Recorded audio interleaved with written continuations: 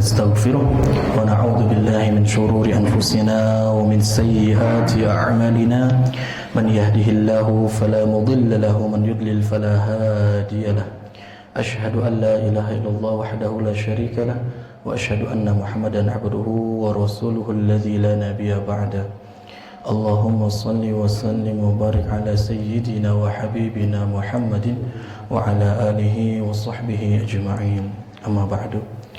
Para jamaah sekalian, bapak-bapak dan ibu-ibu jamaah Masjid Mutiara yang sama-sama mengharap ridho dan juga rahmat Allah Subhanahu wa taala, bersyukur kita kepada Allah pada pagi kali ini, subuh kali ini Allah Subhanahu wa taala memberikan kesempatan hidup kepada kita, sehingga mudah-mudahan kesempatan ini mampu kita olah menjadi bentuk syukur kita kepada Allah dengan menjadikan hati senantiasa tunduk dan juga patuh kepadanya, fikiran senantiasa terhubung kepada Allah Subhanahu wa taala, dan juga amal perbuatan kita yang tentunya ekspresi dari keimanan yang ada dalam hati merupakan kecintaan kita kepada Allah dan syukur kita kepadanya. Mudah-mudahan kita semua termasuk adalah hambanya yang diberi sifat sebagai abd dan syakuran.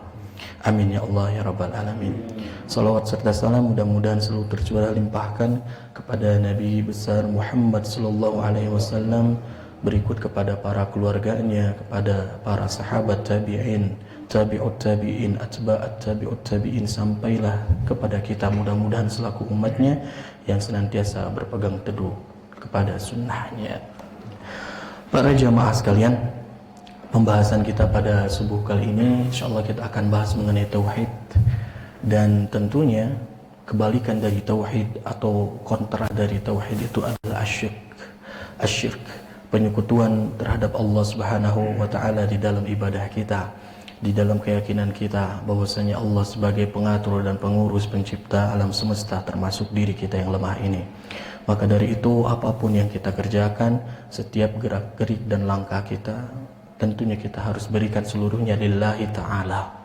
Kalau zaman-zaman sekarang Pak, banyak orang-orang yang upload dan bikin status gitu, mudah-mudahan lelahku menjadi lillah, kan gitu ya. Lelah menjadi lillah, mengubah lelah yang semata-mata urusan duniawi saja dengan bekerjanya, mudah-mudahan itu seluruhnya menjadi lillah, karena diniatkan untuk apa? Untuk menghamba kepada Allah Subhanahu wa taala. Begitupun dengan yang kita kerjakan. Ada salah satu buku yang menyebutkan dengan judul menarik. Judul buku itu apa, Pak? Jabatanku ibadahku. Jabatanku ibadahku. Maka apapun yang kita jabat, apapun yang kita masuki dalam lini pekerjaan kita, profesi kita, mudah-mudahan seluruhnya itu dinilai sebagai pahala ibadah di sisi Allah Subhanahu wa taala. Tentunya syaratnya satu, mengikhlaskan hati lillahi ta'ala, dan juga tentunya tauhid kita kuat, tidak ada syirik di dalamnya. Nabi Muhammad SAW menyebutkan, inna akhwafa ma akhafu alaikum, ada satu kekhawatiran yang paling besar di dalam jiwa Nabi SAW, menjadi ketakutan yang paling utama bagi kita selaku umatnya. Para sahabat bertanya, apa itu ya Rasulullah yang engkau risaukan? Kata Nabi Muhammad menyebutkan, asyirkul asghar, yang aku takutkan adalah syirik kecil yang akan menimpa terhadap umatku. Ditanya lagi, ma hadza, apa syirik kecil itu ya Rasul? Disebutkan di situ kata Rasul dalam satu riwayat, ar-riya. Seseorang berjalan di muka bumi ini beramal dengan sesuatu amalan, namun sayangnya niatan dan tujuan motivasi dari amalan itu terbentuk ada disisipi dengan unsur riya. Riya itu berasal kata, serumpun kata dengan kata ru'yah. Ru'yah itu artinya melihat, Pak. Kalau riya itu memperlihatkan, ru'yah itu menonton, kalau riya itu mempertontonkan. Maka ketika ada seseorang yang dia berajang dengan amalnya untuk mempertontonkan amalnya di hadapan manusia dan mengharapkan sesuatu dari manusia, bukan mengharapkannya untuk Allah Subhanahu wa taala, maka ini adalah sesuatu yang sangat ditakutkan dan dirisaukan oleh Rasulullah sallallahu alaihi wasallam. Di dalam kitab Tanbihul Ghafilin karangan Imam As-Sinqiti As-Samarqandi, mohon maaf, itu disebutkan bahwasanya ada setidaknya karakter-karakter seseorang yang mungkin saja dia terindikasi sebagai orang yang riya. Nah, setidaknya ada 4. Yang pertama, kata Syekh As-Samarqandi, bisa jadi orang yang ria itu dia itu orang yang kaslan, orang yang malas. Idza qama wahdah, ketika beribadah kepada Allah dalam keadaan kesendiriannya, di dalam sunyinya, di dalam sendirinya, tidak ada orang yang melihat, dia itu menjadi orang yang malas untuk beribadah kepada Allah. Salah satu hal, contoh yang paling sering kita dapatkan khususnya ini adalah tadzkirah dan peringatan untuk diri pribadi. Kalau misalkan tidak sempat datang ke masjid, ya Pak ya, karena waktu mungkin kita telat segala macam, kita sholat di rumah. Nah, ketika kita sholat di rumah, itu berbeda persiapannya, seperti layaknya kita pergi ke masjid untuk melaksanakan sholat. Kadang-kadang acuk saayana, apanya? Dan juga kesiapan hati untuk mempersiapkan kekhusyuan itu berbeda dengan ketika kita berada di masjid. Benar-benar kita kalau di masjid, ya Allah, khusyuk teh. Benar-benar tunduk, pasrah, takut kepada Allah, dan juga ingin benar-benar mendapatkan tumakninah di dalam sholat itu betul. Ada ketenangan, ada rasa kekhawatiran. Kalau kita sholat di masjid, sholatnya asal-asalan. Tapi kalau di rumah, boro-boro, Allahu Akbar, Bismillahirrahmanirrahim. Asanate Al-Fatihah ge duka leres duka henteu gitu. Katambihan ku surat teh pastinya surat eta-eta deui. Allahu Akbar, Allah tereh gitu. Nah, ini adalah salah satu yang mengindikasikan bisa jadi dia itu adalah orang yang ria karena apa? Karena dia malas beribadah dalam kesendiriannya. Ada perbedaan antara sendiri dan juga ketika banyak. Nah, ini kebalikan dari ini. Kalau dia malas ibadah ketika sendiri, nah orang yang ria itu adalah orang yang dia mujahadah, bersungguh-sungguh dia. Benar-benar sholatna, ibadahna, sedekahna. Ketika apa? Di dalam keramaian. Kalau banyak orang seakan-akan menjadi wujud yang paling solih. Kalau banyak orang seakan-akan menjadi wujud yang paling disiplin dan paling rajin di dalam melaksanakan ibadah. Tapi hati-hati, jangan terbalik memandang dan memahami dan memiliki mindset terhadap ria. Karena sieun ria saya mah gitu. Mantakna ibadah teh atau saya sakumaha-kumaha sakitu-kituna gitu. Karena menakuti menjauhi ria gitu. Tah. Atau saya ibadah teh meuni hese daripada ibadah bisin ria mah entos saya teh kudu ibadah sekalian. Nu ria menang dosa, orang teh ibadah menang dosa, masih mending ente ibadah sekalian. Tidak lantas seperti itu. Tentunya kita sebagai seorang muslim itu harus melakukan to the best, yang terbaik yang kita akan bisa suguhkan kepada Allah dari ibadah kita. Jadi kalau dia dalam keramaian, sedekah teh kalau dilihat orang mah set. Ketika diumumkan nama per nama misalkan, nama saya tuh pangluhurna, pangagengna segala macam. Kalau memang kebetulan DKM menulis nama kita paling atas dan kebetulan yang kita infakkan yang paling besar, ya sesuatu yang lumrah, kumaha dah fakta. Tapi ketika ada rasa di dalam hati seorang insan, kita merasa bahwasanya ternyata yang paling peduli sama mutiara teh saya akibat naon? Akibat paling banyak sedekahnya misalkan. Tidak lantas seperti itu juga. Nah, jadi kita tetap senantiasa yaitu lillahnya kuat, tidak terkontaminasi oleh unsur-unsur di luar ilahiyah kepada Allah Subhanahu wa taala. Yang ketiga, jamaah sekalian, orang yang terindikasi memiliki ria di dalam hatinya adalah orang yang meningkatkan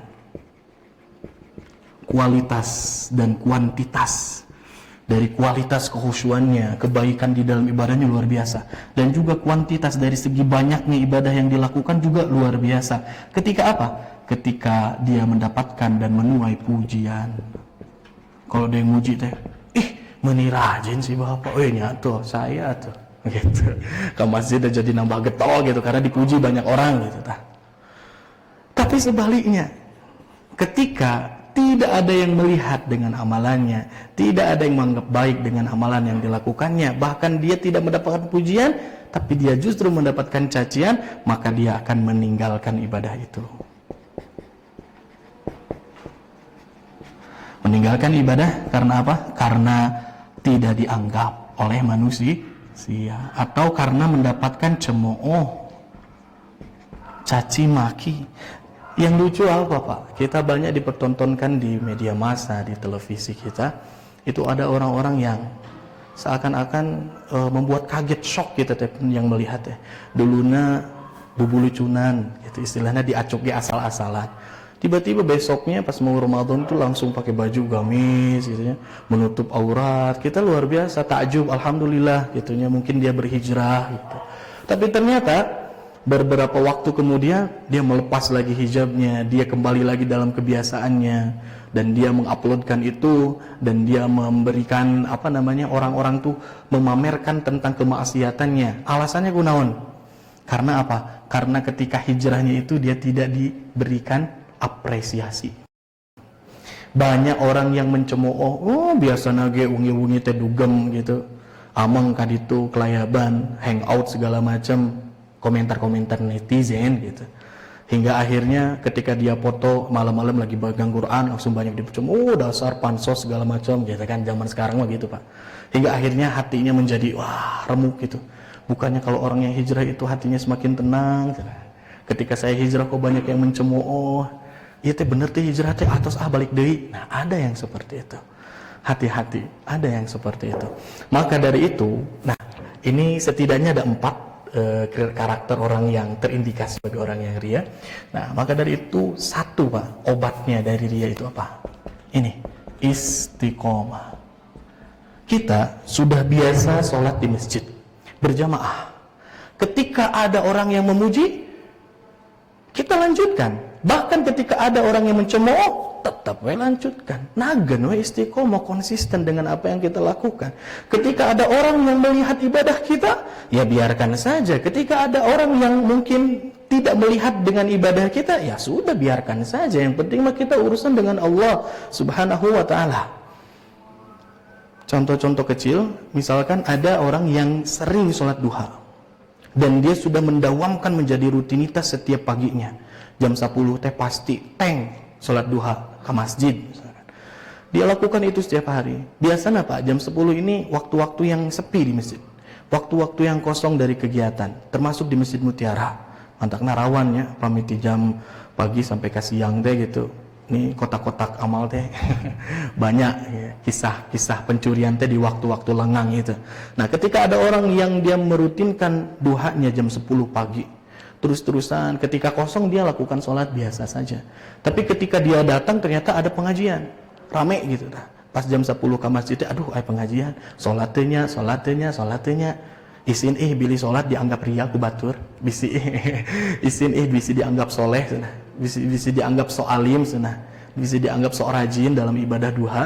Akhirnya dia kembali pulang ke rumahnya gitu ya, berijing terjadi sholat di rumah lagi duha. Nah, ini berarti kurang apa? Kurang ikhlas dan kurang konsisten, tidak istiqomah di dalam ibadahnya. Jadi mau ada orang atau tidak ada orang, udah lakukan saja.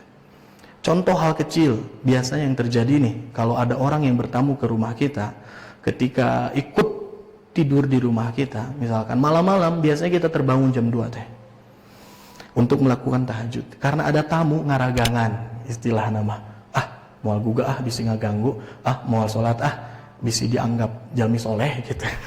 Hingga akhirnya meninggalkan ibadah tahajud itu. Karena apa? Unsur apa? Unsur manusia. Karena takut dilihat manusia. Nah, jadi obatnya cuma satu Pak, istiqomah. Mau ada orang, mau tidak ada orang, lanjutkan. Yang biasanya sedekah setiap hari segala macam, ternyata yang disedekahinya menjadi orang yang kaya, lebih kaya dibandingkan kita yang biasa ngasih sedekah, lanjutkan saja sudah sedekahnya, tapi ganti orangnya ke yang lain yang lebih membutuhkan gitu ya. Nah, jamaah sekalian, inilah tugas kita di dalam ketauhidan, yaitu apa? Memurnikan hati kita hanya untuk Allah Subhanahu wa taala, menyuguhkan ibadah kita lillahi taala, menjauhkan unsur-unsur riya di dalam hati dan juga menjauhkan unsur-unsur syirik, apalagi syirik yang akbar, syirik yang besar. Jamaah sekalian, kita akan lanjutkan mengenai satu poin terakhir dalam bukti dari keimanan seorang insan mukmin kepada Allah Subhanahu wa taala, yang sebelumnya kita sudah bahas bahwasanya orang yang mukmin berarti mereka orang yang rela untuk tunduk dan pasrah, taat, tahu aturan terhadap Allah Subhanahu wa taala, dan juga dalam melaksanakannya tidak ada rasa berat hati. Dan ketika apa yang diinstruksikan oleh Allah dan juga Rasulnya, kita mampu untuk mengaplikasikan dan juga mengikutinya dengan sempurna. Dan yang terakhir ini, Ketika Allah Subhanahu wa taala sudah berikan syariat, Allah sudah putuskan sesuatu, Rasulnya sudah berikan penghakiman terhadap perkara-perkara, maka tugas kita itu adalah apa? Mengikuti itu dengan adamul khiyarah. Adamul khiyarah itu menihilkan dan meniadakan opsi lain. Tidak ada pilihan lain yang kita akan ambil ketika Allah dan Rasulnya sudah putuskan sesuatu. Tidak ada hak lagi bagi kita untuk menerima atau menolak terhadap putusan dari Allah dan juga Rasulnya. Atos, pami Allah atas nyebatkan ia haram, atos, tahan. Babi itu haram, sudah sampai kiamat pun nanti tetap haram. Allah sudah putuskan, Rasulnya sudah putuskan itu semuanya. Maka tidak ada lagi alibi bagi kita. Dah haram teh, ayah cacing pitaan. Pami cacing pitaan atas dipicun mah, teh haram deh, gitu. Tidak lantas seperti itu. Gitunya, babi mah teh haram, babi wungkul, tapi bagong mah halal gitu. Nanti itu tetap itu menjadi keharaman yang mutlak. Tidak ada lagi opsi-opsi lain yang harus kita ambil untuk menolak putusan dari Allah dan juga Rasulnya. Itu adalah bukti dari keimanan, konsekuensi atas keimanan kita kepada Allah Subhanahu wa ta'ala. Ini oleh Allah Subhanahu wa ta'ala digambarkan jamaah sekalian di dalam surat Al-Ahzab ayat ke-38. Luar biasa. Kata Allah Subhanahu wa taala, "Wa ma kana lil mu'minin wa la mu'minatin." Tidaklah bagi seorang mukmin laki-laki atau mukminah perempuan tidak layak dan tidak patut bagi mereka idza qadallahu wa rasuluhu, ketika Allah dan Rasulnya sudah mengqadha, sudah memberikan kepastian, sudah memberikan putusan dari satu perkara, amron terhadap perkara apapun itu, ayyakuna lahumul khiyarah. Nah, bagi orang mukmin laki-laki dan perempuan ini tidak layak bagi mereka untuk mengambil al-khiyarah. Tidak ada lagi pilih-pilih lagi. Tidak ada lagi istilahnya menolak-menolak terhadap putusan dari Allah dan juga Rasulnya. Kita tidak memiliki khiyarah. Kita tidak memiliki pilihan ketika Allah sudah putuskan. Seperti itu jamaah sekalian. Min amrihim, dari perkara-perkara kehidupan mereka, kehidupan kita seorang laki-laki muslim dan juga muslimah.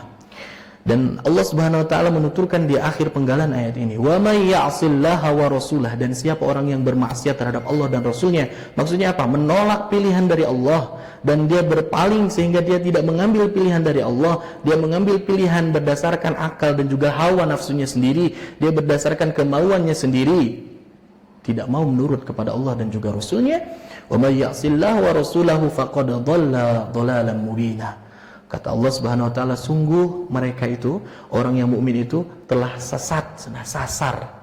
Dhalalan mubina, dengan kesesatan yang sangat jelas. Gitu saurna teh Pak. Nah, ini luar biasanya apa Pak? Ini ada asbabul asbabul apa namanya? Kalau asbabul wurud itu kan untuk hadis ya. Nah kalau ini teh, naon Kang, pamu untuk Quran teh jadi hilap. Astagfirullah. Asbabun nuzul. Nuzul itu turun ya. Wurud itu terjadi. Nah, asbabun nuzul dari ayat ini, sebab-sebab turunnya ayat ini terjadi mengisahkan apa Pak? Nabi Muhammad SAW, beliau itu mempunyai anak angkat. Anak angkatnya itu bekas dari budaknya istri Nabi yang bernama Siti Khadijah radhiyallahu anha. Nah, Siti Khadijah orang yang benghar dulu Pak, banyak budak-budaknya. Salah satunya adalah Zaid bin Harithah. Nah, Zaid ini adalah anak angkatnya Nabi Muhammad SAW yang dibebaskan menjadi seorang yang merdeka. Ketika Zaid ini sudah bertumbuh menjadi orang yang dewasa, nah pada saat itu Rasulullah SAW memiliki inisiatif untuk menikahkan anak angkatnya ini. Dinikahkan dengan siapa Pak? Dengan Zainab binti Jahsy. Zainab binti Jahsy. Nah, sedangkan posisi Zainab binti Jahsy ini adalah keturunan dari orang yang terpandang, dari kalangan Bani Hashim, sama dengan Rasulullah SAW, dari kabilah Quraisy yang memiliki posisi dan derajat paling tinggi dibandingkan kaum-kaum yang lainnya. Ini keturunannya Pak.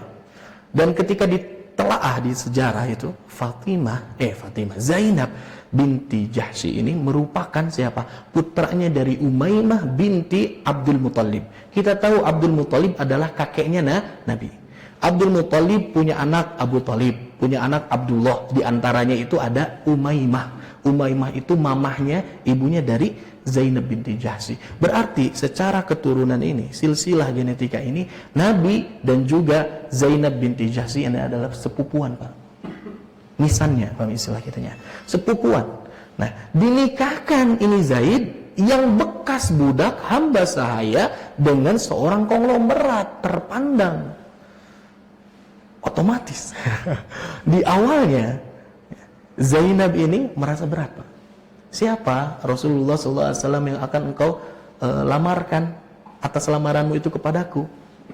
Zaid ibnu Muhammad, awalnya gitu nyebutkan. Zaid putranya Muhammad. Karena kalau di bangsa Arab dulu, anak angkat itu dipersamakan derajatnya dengan anak kandung, Pak. Nah, dulu itu seperti itu. Makanya Zaid ini diberikan nama oleh Nabi Muhammad adalah Zaid bin Muhammad. Tahu atau Zainab, si Zaid siapa? Tahu kan, bekas budak segala macam.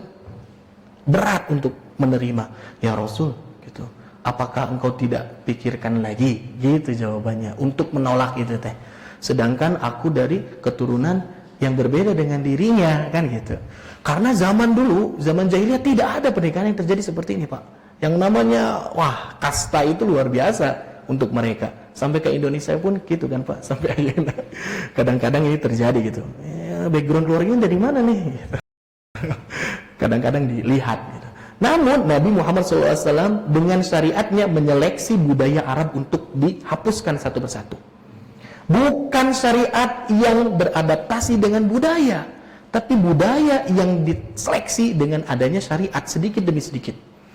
Dihapuskan tuh kebiasaan bangsa Arab itu dengan menikahkan siapa? Budak, bekas budak dengan orang yang terpandang. Hingga akhirnya kata Nabi Muhammad SAW, menikahlah dengannya kepada Zainab. Kalaulah itu tutur dan titahmu, wahai Rasul, aku akan mengikuti dan tidak bermaksiat kepadamu. Itu jawaban dari Zainab binti Jahsy. Maka turunlah ayat ini, wa ma kana lil mu'mini wala mu'minah. Tidak layak dan tidak patut bagi seorang muslim itu untuk apa? Menolak dari apa yang telah diputuskan oleh Allah dan juga Rasulnya. Nah, turun ayat ini, Pak. Kisahnya berlanjut, Pak. Kisahnya berlanjut hingga akhirnya menikahlah Zainab dan Zaid ini. Otomatis, Pak, beda kebiasaan, beda pola pikir, beda tidak sekufu, istilah kita kan kalau menikah harus sekufu ya. Ini beda kufu. Nah, maka terjadi sesuatu permasalahan dalam pernikahan mereka hingga akhirnya tidak lama dari pernikahan itu Zaid itu datang kepada Nabi Muhammad SAW. Wahai Nabi, ternyata ketika saya sudah menikah teh berat gitu. Mungkin karena kebiasaan seorang bekas budak kan gitu ya, Pak ya, karakternya mungkin susah untuk beradaptasi. Berat. Kata Nabi, ittaqillah wa amsik alaika zaujak, dan pegang olehmu istrimu itu, jangan dikemana-manakan, sok. Sabar. Nah, ini menandakan apa? Jangan mudah untuk melakukan perceraian. Kata Nabi, kembali lagi bersabar, pegang istrimu itu. Kembali lagi Zaid ke rumahnya. Selang 1 minggu datang lagi, ya Rasul, tetap baik. Saya sudah meminta kepada Allah untuk dikuatkan, tapi tetap gitu, kita tidak ada frekuensi. Hingga akhirnya jemaah sekalian, Allah Subhanahu wa taala menuturkan di dalam surat Al-Ahzab, masih dalam rentetan ayat itu, bahwa ya Zaid akhirnya diperbolehkan untuk mentalak istrinya itu Zainab binti Jahsy, hingga akhirnya bahkan Allah Subhanahu wa taala memerintahkan Nabi lah yang menikahi bekas istrinya Zaid itu. Luar biasa, Pak, luar biasa. Ya. Nah, Nabi Muhammad SAW pada awalnya itu menahan-nahan diri, tidak mau menikahi. Karena apa? Orang-orang munafikin, orang-orang kafir itu tentunya akan menggunjing dan menggosok-gosok berita ini. Bahkan sampai terdengar itu kisah apa? Orang-orang munafik nih di kalangan kaum mukminin yang ngaku-ngaku mukmin nih ngomong di antara para sahabat yang lain, bukankah Nabi Muhammad itu telah melarang kita untuk menikahi istri dari anak-anak kita? Nah gitu. Bukankah Nabi Muhammad itu melarang untuk menikahi mantan istri dari anak-anak kita? Tapi Nabi Muhammad pun akan menikahi bekas istri dari anaknya sendiri. Katanya gitu. Menandakan apa? Zaman di jahiliyah itu memang benar, status anak angkat itu dipersamakan dengan anak kandung. Nah, syariat ingin memberikan pelajaran dan juga hukum bahwasannya yang namanya anak angkat tidak sama dengan anak kandung. Di dalam surat Al-Ahzab kan itu disebutkan bahwasannya bukanlah ad'iyaukum abnaukum. Yang namanya anak-anak yang engkau angkat itu bukanlah anak-anakmu. Walaupun engkau kekeh, itu anak saya, anak saya, anak saya. Kata Allah Subhanahu wa taala, "Dzalikum qaulukum biafwahikum." Itu cuma omongan mulut-mulut saja. Wallahu yaqulul haqqa wa huwa yahdis sabil. Dan Allah lah yang mengetahui kebenarannya, yang menyebutkan kebenarannya, dan Allah lah yang memberikan jalan terhadap jalan yang benar. Nah, ini kata Allah Subhanahu wa taala. Nah, jadi kalau kita punya anak angkat, Pak, tetap sayang-sayangnya kita kepada anak angkat kita tidak akan merubah statusnya menjadi anak kandung. Dan juga tidak lantas menjadi kita jadi boleh melakukan hal sebagaimana layaknya kita kepada anak kita sendiri, contohnya memandang auratnya. Itu tidak boleh, tetap walaupun dia tinggal di dalam rumah kita, tetap kalau buka aurat tidak boleh, jelas gitu di hadapan kita. Karena apa? Karena dia adalah seseorang yang memiliki status boleh dinikahi oleh kita. Nah, daripada jadi anak angkat mah udah jadi istri gitu, Pak. Gitu tuh, Pak. Gitu nya ambil amannya. Nah, ini yang terjadi pada posisi Nabi. Tentunya Nabi tertekan kan gitu, dalam arti wah luar biasa, sebuah tantangan besar untuk Nabi menikahi terhadap bekas dari istri anak angkatnya. Maka dari itu yang awalnya Zaid bin Muhammad diubah namanya menjadi Zaid bin Harithah, mengikuti kepada bapaknya yang asli gitu, Pak. Nah, ketika itu Zaid sendiri yang diminta oleh Nabi Muhammad untuk melamarkan lamarannya Nabi Muhammad kepada mantan istrinya. Luar biasa kan? Nah, udah gitu Zaid ini dipanggil oleh Nabi Muhammad. Wahai Zaid, katakanlah kepadanya untukku, bahasanya gitu aja. Katakanlah kepadanya, kepada Zainab, untukku, untuk diriku. Maka Zaid menjadi orang yang sangat bersemangat dan bersenang hati pada saat mendengar perintah dari Rasulullah SAW. Senang, Pak, senang. Zaid ini senang. Langsung datang kepada mantan istrinya. Wahai Zainab, aku membawakan lamaran untuk Rasulullah Sallallahu Alaihi Wasallam kepadamu. Nah, lantas Zainab itu tidak langsung menerima. Apakah yang engkau sebutkan itu benar? Wallahi ini adalah benar, datang dari Rasul. Katanya seperti itu. Kalau seperti itu, biarkan, berilah aku waktu. Hingga akhirnya Zainab masuk ke dalam rumahnya, masuk ke tempat peribadahannya, melakukan sholat istikharah. Iya, itu ngalamar Rasul adalah. Dan juga memang, Pak, pada saat itu sejarah mencatat bahwasanya banyak di kalangan kaum muslimah yang tidak memiliki suami itu memiliki harapan besar dan cita-citanya dapat dipinang oleh Rasulullah gitu. Nah, ini Zainab mendapatkan pinangan dari Rasulullah SAW. Dan ternyata ini juga poin penting, nisan pun bisa menikah. Sepupuan kita, anak bibi kita gitu ya, itu bisa dinikahi oleh kita gitu.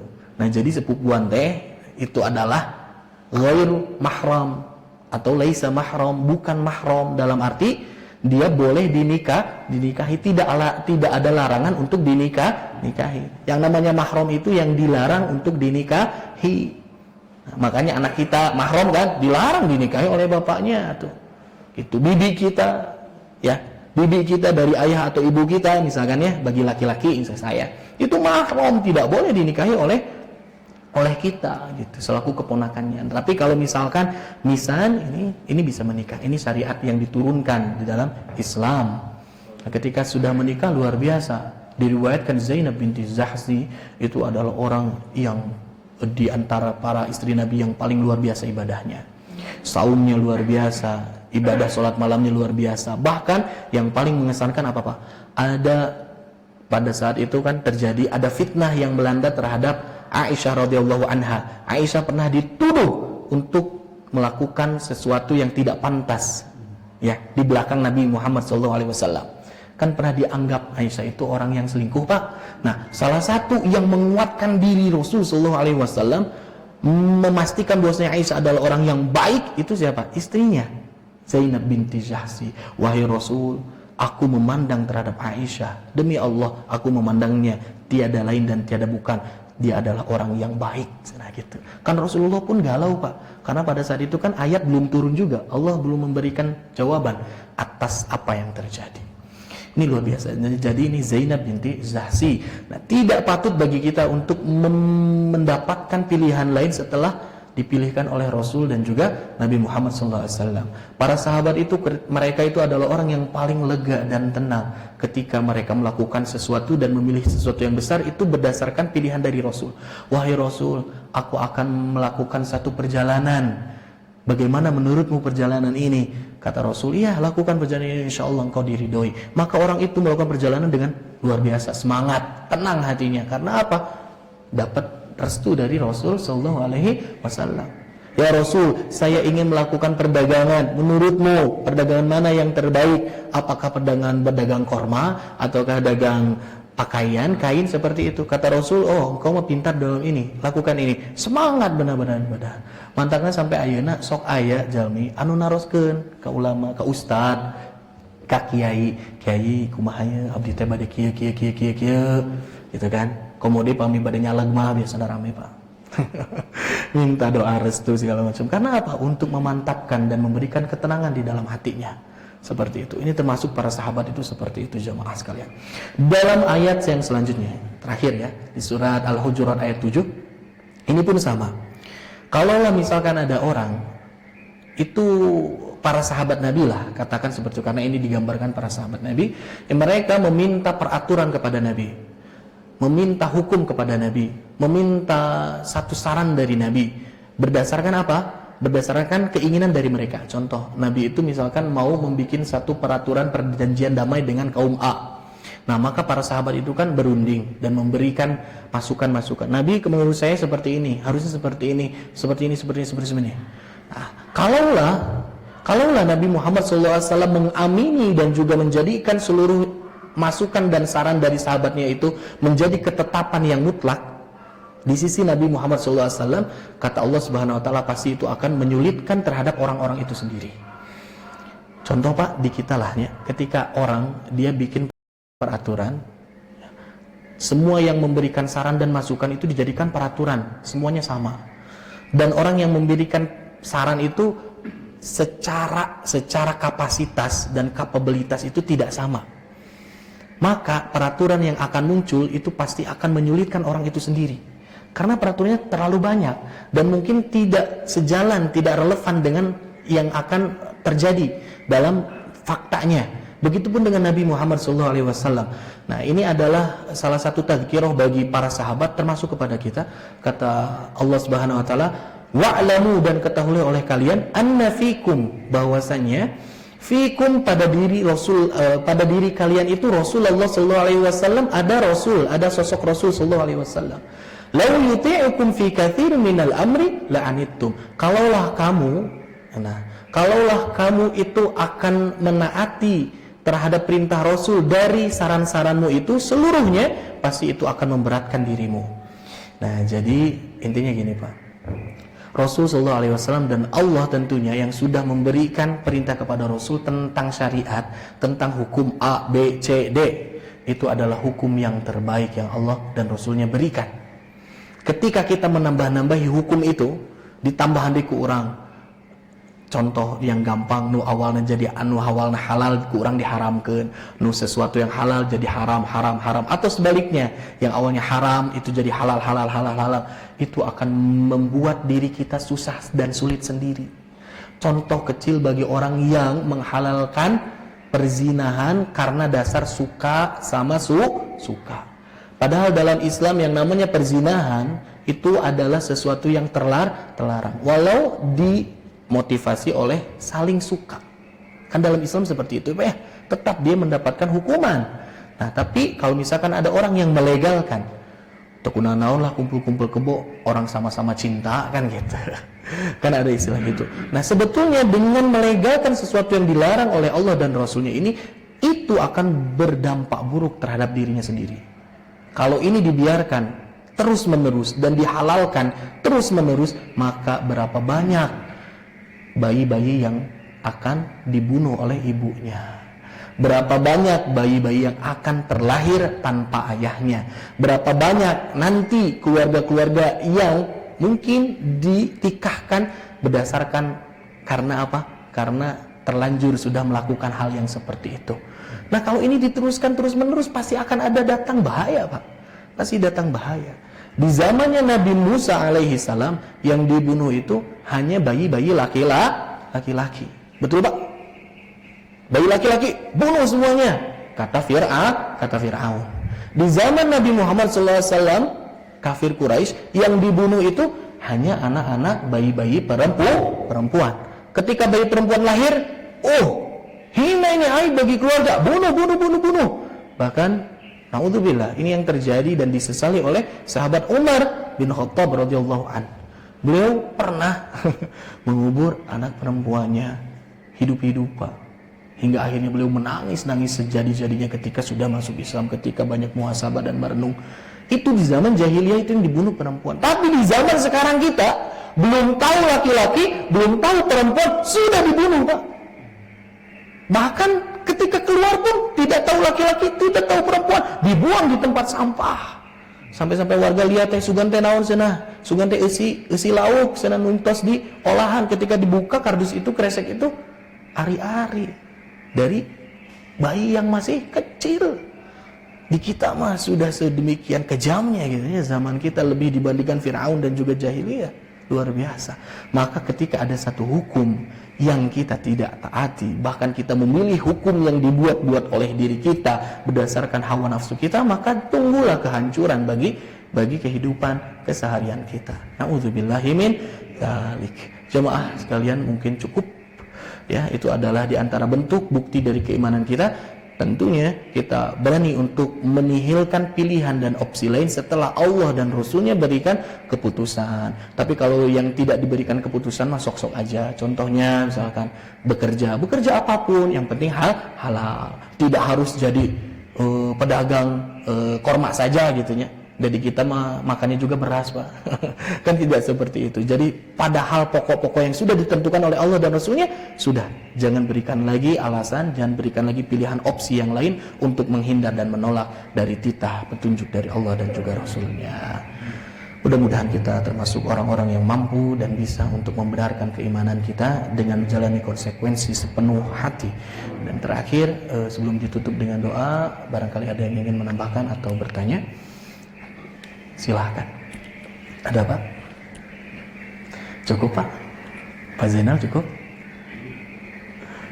Lagi bingung Pak. Ini kita kembali lagi ke ria Pak ya.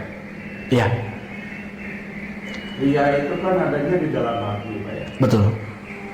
Bahkan kita pun nggak boleh ria kepada diri sendiri. Apa benar ini Pak? Contoh konkretnya seperti apa Pak? Ria terhadap diri sendiri seperti apa tuh? Ya, kita merasa bangga kepada Allah bahwa kita sudah bisa ini. Kepada siapa Pak? Kepada Allah. Ya nggak apa-apa. Pada diri. Kan kita memperlihatkannya kepada Allah. Ya Allah, saya sudah sholat, saya sudah ini gitu ya. Ya. Ya, masukkanlah saya ke surga ya Allah gitu kan. Nah ini Iya. Kan termasuk ria kepada diri sendiri gitu Pak ya. Iya. Terus ketika ria kepada diri sendiri, kadang-kadang itu muncul penyakit yang keduanya Pak, yaitu ujub itu tadi Pak. Jadi apakah dengan cukup dengan istiqomah Pak itu kita ini menginikannya Pak? Sebab ketika kita ria, kita kan ria kepada orang lain Pak ya, di luar gitu. Tapi kepada diri sendiri nanti kita terperangkap oleh perbuatan diri sendiri, yaitu ujub. Kalau ujub itu kan orang nggak tahu Pak. Ya. Nah ini benang merahnya di mana? Karena perbedaannya sangat tipis nih Pak. Ya. Gini Pak. Saya mau tanya ke Bapak. Bapak bangga tidak menjadi seorang Muslim? Bangga Pak. Apakah berarti Bapak ria terhadap diri sendiri dengan kebanggaan Bapak terhadap keislaman Bapak? Nah itu kadang-kadang saya ujub Pak. Kamu Kristen, saya Islam Pak. Nah itu yang kadang-kadang susah banget. Nah jadi seperti ini Pak. Ya. Kalau Bapak pernah membaca intisari dan kisah yang ada di dalam surat Al-Kahfi itu Pak, kan itu di antara orang-orang yang terperangkap di dalam gua, dan mereka meminta kepada Allah Subhanahu Wa Taala itu meminta dengan apa? Dengan salah satu wasilahnya itu dengan amalan-amalan yang pernah mereka lakukan. Apakah dinilai orang itu melakukan ria terhadap dirinya sendiri dan itu sesuatu yang terlarang? Tidak juga. Ya Allah, saya teh sedang ditimpa kesulitan. Ya Allah, saya pernah melakukan amal saya baik kepada orang tua saya, ya Allah dulu. Mudah-mudahan dengan kebaikan itu kalau Engkau terima, ya Allah, berikan jalan keluar dari urusan saya ini, bukakan pintu gua itu, ya Allah. Nah, apakah itu sesuatu yang terlarang? Menurut yang terjadi dan dalam ilmu tauhid itu tidak termasuk sesuatu yang dilarang. Contoh, ya Allah, alhamdulillah hari ini saya telah mampu untuk bersedekah, dimampukan untuk sholat. Ya Allah, saya mampu untuk ini. Ya Allah, mudah-mudahan terima amal saya. Ya Allah, terima amal saya. Kalau sudah ada ungkapan, ya Allah, saya sudah ini, sudah ini, dan kita merasa bangga dan puas sehingga kita tidak melanjutkan amalan itu yang salah. Atau misalkan amalan itu jadi terpengaruhi karena unsur dari orang lain. Karena itu riya itu mempertontonkan, Pak. Mempertontonkan kepada orang dan urusannya itu kepada Allah itu tidak ada, atau disampingkan kepada Allah setengah, kepada orang setengah. Kalau yang Bapak sebutkan itu masih 100% kepada Allah. Tapi tentunya jangan jadi merasa diri sudah paling hebat, sudah paling alim, sudah paling menjadi orang yang salih di dalam kehidupan kita di antara orang yang lain. Jadi kalau hemat saya mengambil rujukan dari kisah dari Al-Kahfi itu, maka ketika kita ada rasa bangga, alhamdulillah Allah hidupkan saya dalam keadaan Islam, alhamdulillah Allah mampukan saya untuk sholat. Nah itu kita merasa tenang dengan hal tersebut, tidak apa-apa. Tapi kalau udah ujub berarti beda lagi urusannya. Ujub itu kan merasa diri lebih dibandingkan orang lain, ada unsur orang lainnya. Itu. Kalau misalkan kita merasa bangga karena kita merasa diri lebih tenang karena kita dilahirkan dan juga kita memilih agama Islam dibandingkan orang Kristen, ya tidak apa-apa, alhamdulillah. Tapi jangan juga menjadi urusan kita dengan orang-orang Kristen ini jadi dalam arti menzalim terhadap mereka, tidak ayal juga seperti itu. Tentunya yang jelas itu menjaga apa yang harus kita kerjakan itu hanya untuk Allah Subhanahu wa Ta'ala. Dan kita boleh untuk merasa alhamdulillah ya Allah saya sudah sholat hari ini, tidak apa-apa. Jadi bukan unsur riya kalau seperti itu. Gitu Pak. Wallahu alam. Kalau Bapak misalkan cari tahu dari ustadz yang lain atau dari kiai yang lain yang lebih lagi, silahkan. Dan memang harus Pak, terus digali lagi saja. Wallahu alam bishawab. Barangkali ada yang ingin menambahkan Bapak-bapak mengenai hal ini? Barangkali cukup ya. Kita tutup saja dengan bacaan hamdalah dan doa kifaratul majlis bersama-sama. Alhamdulillahil alamin, subhanakallahumma bihamdika asyhadu an la ilaha illa anta astaghfiruka wa atubu ilaik. Aqulu qouli hadza wa astaghfirullah li wa lakum. Wassalamu alaikum warahmatullahi wabarakatuh.